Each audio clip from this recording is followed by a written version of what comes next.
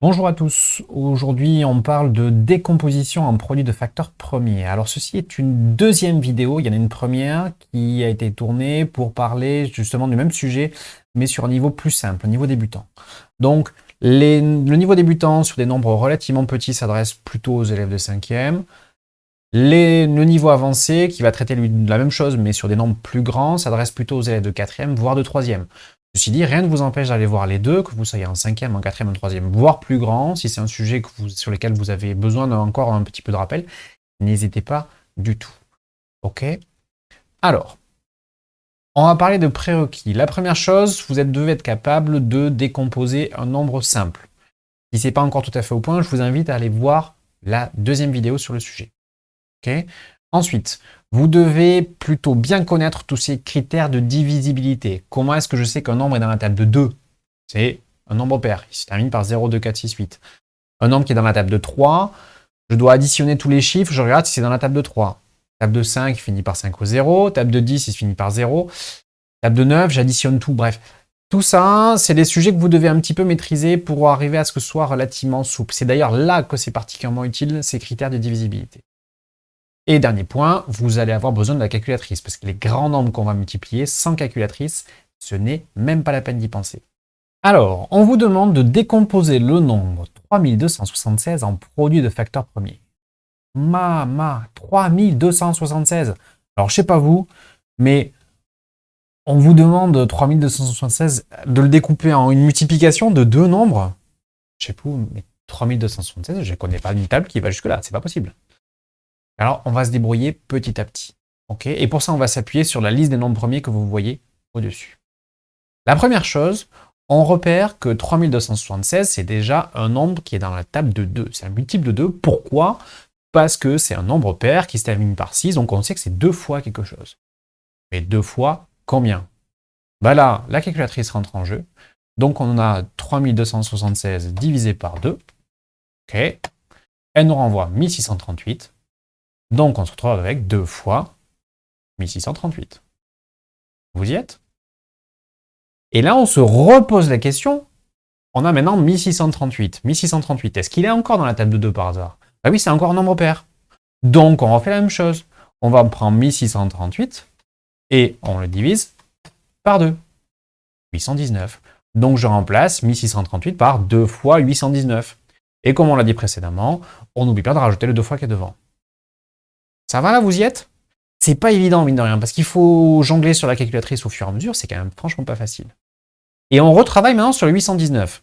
Ok, 819, qu'est-ce qu'il est dans la table de 2? Ah, non, il se termine par 9, c'est grillé. Ok.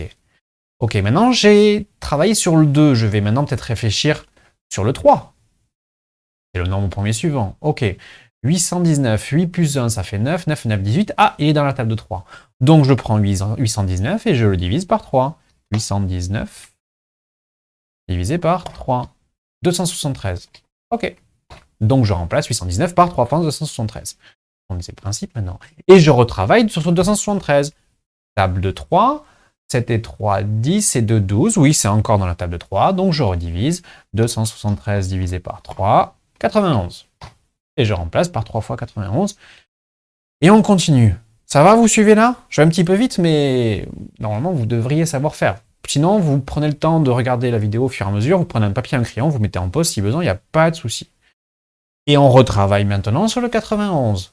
Est-ce qu'il est dans la table de 3? 1, 91, 9 et 1, ça fait 10. Non, ça ne marche pas. Au pire, vous vérifiez la calculatrice, je vous certifie, ça ne marche pas. Ok, donc 3, c'est terminé. Maintenant, on se demande pour 5.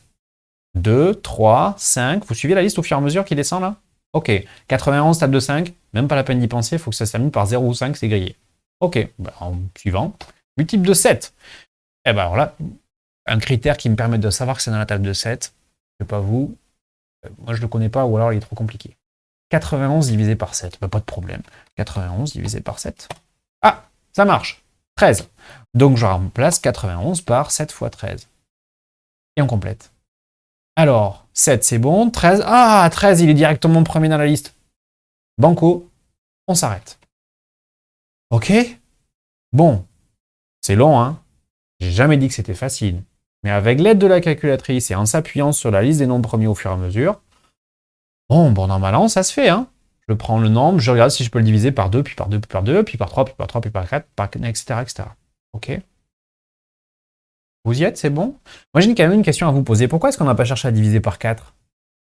Après tout, moi j'ai parcouru la liste des nombres premiers, 2, 3, 5, 7, etc. Mais pourquoi est-ce que j'ai pas testé le 4 en plein milieu ou le 6? Alors, si vous réfléchissez 2 secondes, vu qu'on a traité tous les deux d'abord, au moment où on bascule sur le 3, dans le nombre qui me reste là, en l'occurrence le 819, il n'y a plus de 2 qui rentrent, puisque je les ai tous sortis.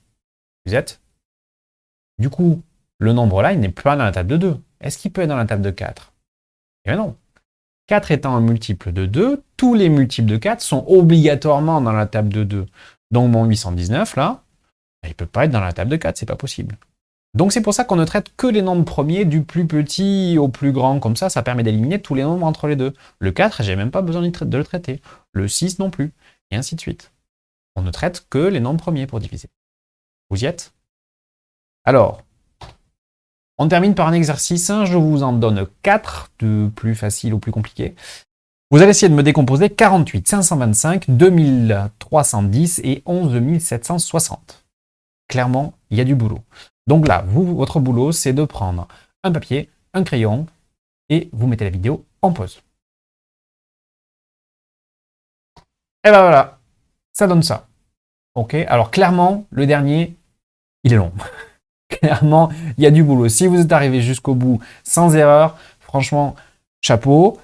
Si vous vous êtes planté, reprenez ça au calme. Éventuellement, vous regardez une deuxième fois la vidéo. Et éventuellement, si vous séchez vraiment, en commentaire de la vidéo, vous posez vos questions. Monsieur, j'y arrive pas pour, je sais pas, le 2310, je trouve ça. Éventuellement, vous m'envoyez une photo. Bref, on va réussir à trouver une solution pour arriver à régler votre problème.